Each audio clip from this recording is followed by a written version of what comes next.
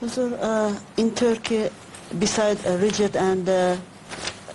rigid-minded mullahs and common people, there are also rationalists and Freemason people, quite few people in understanding. Freemasons are not rationalists.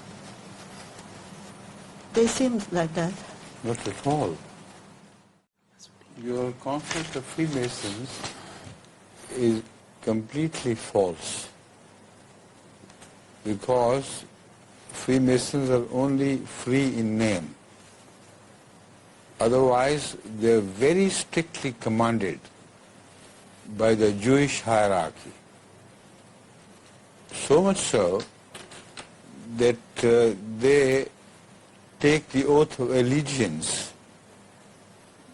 to the effect that if they reveal any secret of what they are told, they must be condemned to death.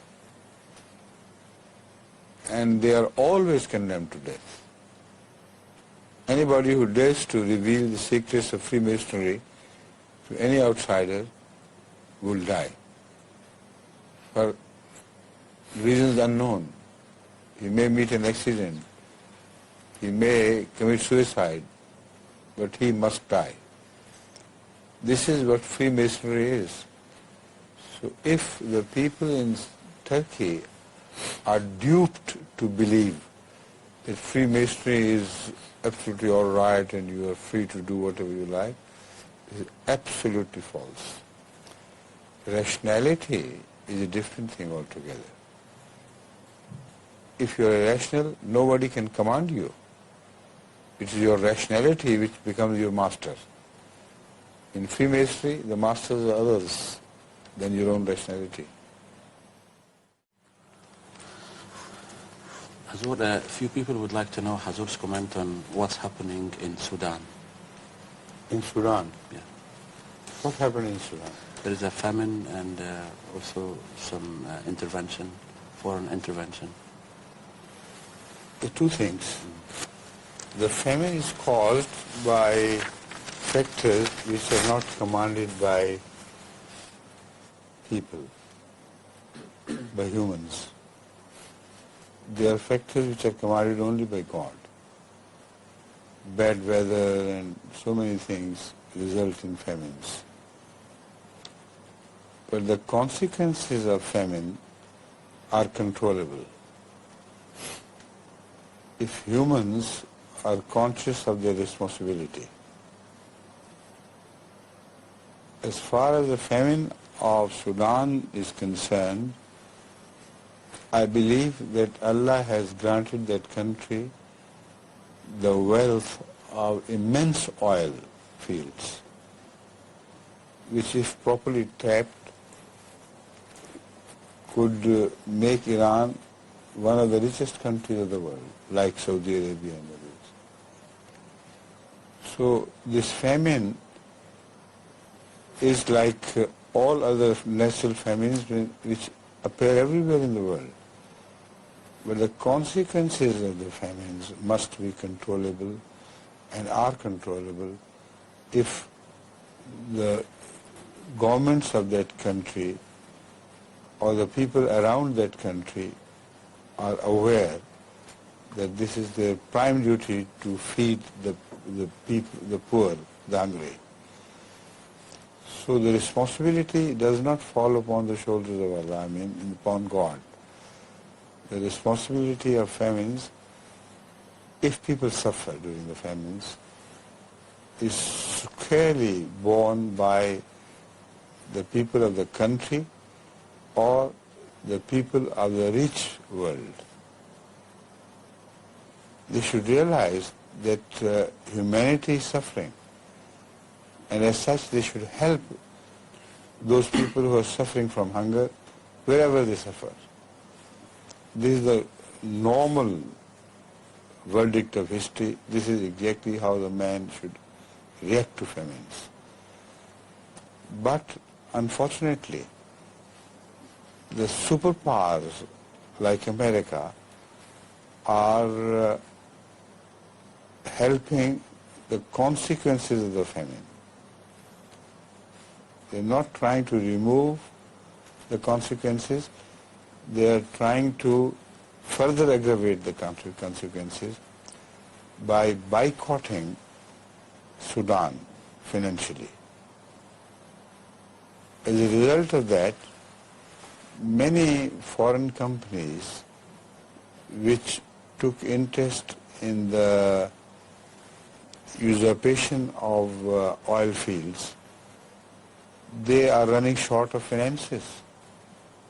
Because under American pressure, the World Bank and all the international sources who should finance Sudan, normally like they finance all of the such countries, they have withdrawn their financial aid and they penalize those who try to help them financially. I know some people from Canada, for instance, who had ventured to help Sudan with huge sums which they raised from banks. Now, those banks are not permitting them to employ the money. On the contrary, they are insisting that the money must be returned, while the project is still in the making. So that is how what happens in Sudan has become the responsibility of particularly America. One reason why America is angry with Sudan, among other reasons, is that Sudan did not sell her oil rights to America. And America wanted to capture the oil fields like it captured Saudi oil fields and others. So as a retaliation against this, they are doing this to Sudan. And who would suffer? The common people. Like the common people of Iraq suffered because of American retaliation. So it's a strange superpower which contradicts its own claims by deeds which do not support the claims. They say they're the champions of the freedom of the world, they're the champions of human rights and this and that. This is what their claim is. And the deeds you can see from the mirror of Iraq and Sudan. Right? Yes, please. So we have been given the choice between the right path and the wrong path. I would like to know if Allah give us the choice between be or not to be. I mean, exist or return in the non-being. Has Allah given us the choice of, between being and not being, existence and non-existence? Yes. Very good question. Very profound question, in fact. If you're not, who can ask you? If you do not exist, who can ask you whether you would like to exist or not? I mean, in the hereafter, I can choose to return in the non-being. In the hereafter, if I choose Not in to this life. not to exist there in the hereafter. No, that is not the question. Once you exist, you can't choose not to exist. But I'm talking of the beginning. In the beginning of creation, if you believe there was nothing, then who could ask nothing whether you want to exist or not? None could. But Allah has described this situation in a fascinating way. It says in the Holy Quran that we took a covenant from the sulb of Adam, and then we inquired, Alastu bi Rabbikum? am I not your creator? And they said, Bala, why not? Why not? You are our creator. So while they did not exist, Allah found a way to find out from them. Now this reflects a very profound psychological situation of man. Because once having come to existence, he does not want to disappear.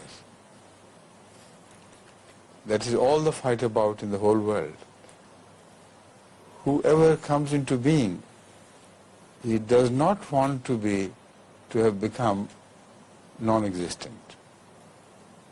Now there are very few exceptions to this. Of that I have discussed elsewhere. Why are there exceptions or apparent exceptions?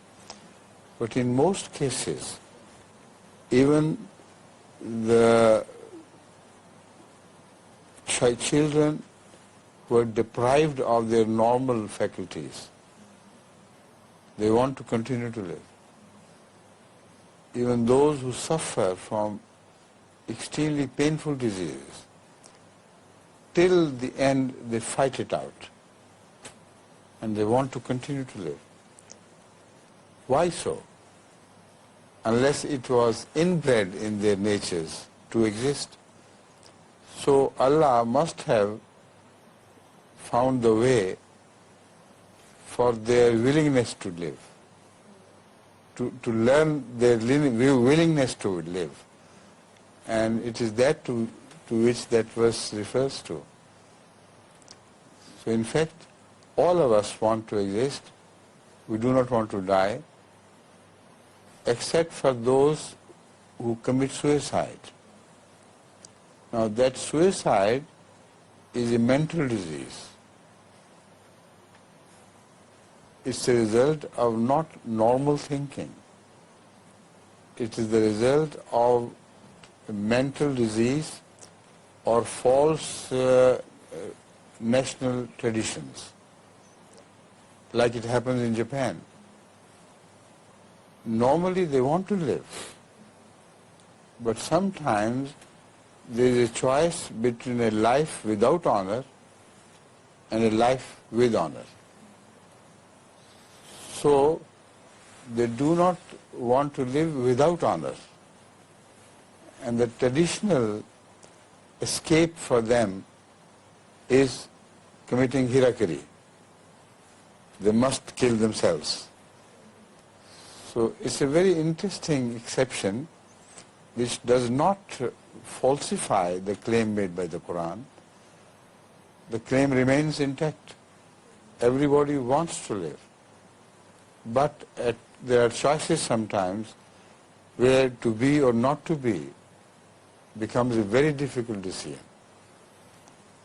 In such cases, some people out of madness and some people out of the traditional habits of honor commit suicide, but the main claim of the Holy Quran is not falsified by that.